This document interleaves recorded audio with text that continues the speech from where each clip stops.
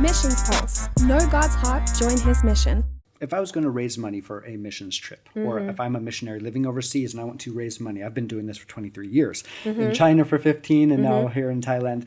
If I have something to do with children, right, orphanage, underprivileged children, it's easy to raise money. Yes. That's easy to raise money for. That's right. Now, if I'm doing something like, leadership training or development or even reaching unreached people groups, which we do harder. within Reach. Yeah, it kind of takes away the face and the little life from this.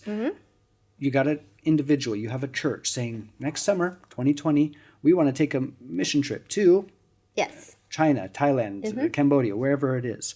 What's your encouragement to them? How can they become learners or educate themselves with the best practices in advance? We need to start to look at missions from an ethical lens. Okay. And one of the big shifts in our thinking we need to engage with when we're talking and thinking about what are we going to do, what does our missions program look like, including the short-term missions component of that, because that's an important part of it for churches.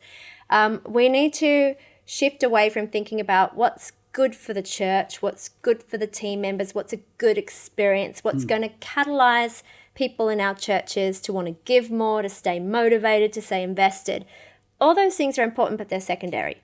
The first question is, what's in the best interest of the people we'll be in contact with? That, as you describe it, is a true mission trip. Secondary, I would describe more as a exposure trip. Yeah. Right. And inevitably that many times is what we do. We don't really do mission trips, right? We do exposure trips. We're the one at most at benefit rather than those locals on the ground. Exactly. And so we structure the experience about what's going to be emotionally compelling for people who go. Okay. And that's why children become so attractive. Yes. Because children will stir an emotional response in somebody like nothing else will, particularly a child who is vulnerable or a child who's being presented as vulnerable. And so that makes orphanages a really big target for this type of missions trips. And they're definitely more Instagram worthy. Absolutely. And, it's quite ingrained in our Western cultures. There's a link we draw between missions and orphanages that's quite strong and quite long-standing. We have assumptions about who these children in orphanages are that sort of creates a narrative that says it's a good thing to go and visit them. And it's not that any of these people have the wrong intentions or are doing, trying to harm children. They're absolutely not. It's when something becomes so normative in your culture, you stop thinking about it critically. Yes. Yeah. And that's where we need to stop and look at missions and go, we need to think critically about this. Is this actually good for children? It might motivate our team. It might stir them to really give. Yeah. But is this good for children? Is it good for a child to have people come in and out of their doors day in, day out? The person who's feeding them and changing them and hugging them every day is a different person. Every week is a different team. Is that okay? Yeah. When you describe it like that, I immediately, again, I'm in this adoption journey. Yeah. I was, this was 3 weeks back that I went to visit our daughter.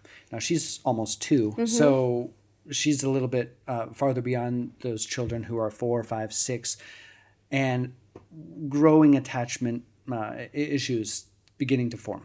Immediately, I see the same children all the time. Run, hug my leg. Exactly. They're filling through our bags, and it's that new person. Now, if I was to spend a little bit more time with them, you could evidently see those attachment issues taking place. Yeah. They do this to everybody, and there's That's excitement, right. but can they really gel and attach with someone? No, and they shouldn't be, because attachment needs to be fostered between a permanent long-term caregiver. And so what you're describing there, which is very common in orphanages and very common with orphanages that allow visitors in, is you see the children run up to you and they're excited and they hug you and they're friendly, they want to sit on your lap.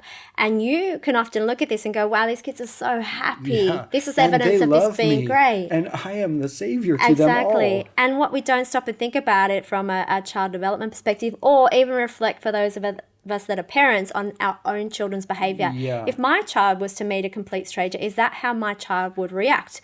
No. They're going to hide behind my leg. Correct. They're going to peep out and they're going to have a look, and then they're going to watch how I interact with this person. Wow. And after a little while, they're going to go, I think my mum's giving me a signal that this person's okay. So now I might go sit next to them and draw with them or do something. And over time, longer time, that affection might come out. Wow. But it's never immediate. That's unnatural. That is evidence of reactive attachment disorders. That is not normal child behavior. Wow. But it's hard for volunteers to interpret that. Yeah. I think when you take it down to the level of my children, our children, I think that's is it the bigger question here, the underlying motivation? Are we so ethnocentric maybe about, I guess the question is, do those far off children in those poor lands or whatever we want to say, do they matter as much as my child? Is my child, what I would do with my family, providing for them, are they more important? What's the intrinsic value of a human, I think is what we're getting at here. Yeah, and connecting the dots to really stop and reflect. One thing we say to churches and to volunteer groups all the time is ask yourself the question, when you're considering doing something overseas, stop and ask yourself, would I be permitted to do that same activity in my own country, taking into account the skills I have, the qualifications I have, the amount of time I'm willing to invest in this? Would I be permitted to do that? Would I be permitted to return up to a child protection facility in Australia and say, I'm here for 4 hours, I want to come in and hug the children? The answer is clearly no. Yes, and I like how you point out your skill set, because many of the people that we are sending on mission trips clearly are it's a vision trip. They are the only ones benefiting. They're not qualified to do and accomplish the things that they're Exactly. And so we need to ask that question, and then we need to ask ourselves the second question, which is, if someone from another country came into my community and did that same activity to my family, would I be okay with that? Yeah, it sounds would I maddening be okay almost. if a busload of tourists from, I don't know, Cambodia or Myanmar turned up at my child's childcare and took over providing care and teaching my children for that day? Would I be all right if that was happening every other day?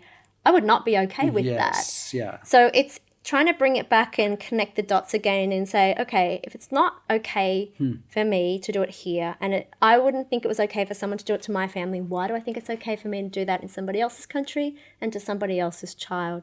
And again, it's just getting us to stop and reflect and ask critical questions and say, the most important question is does this do the right thing by that child?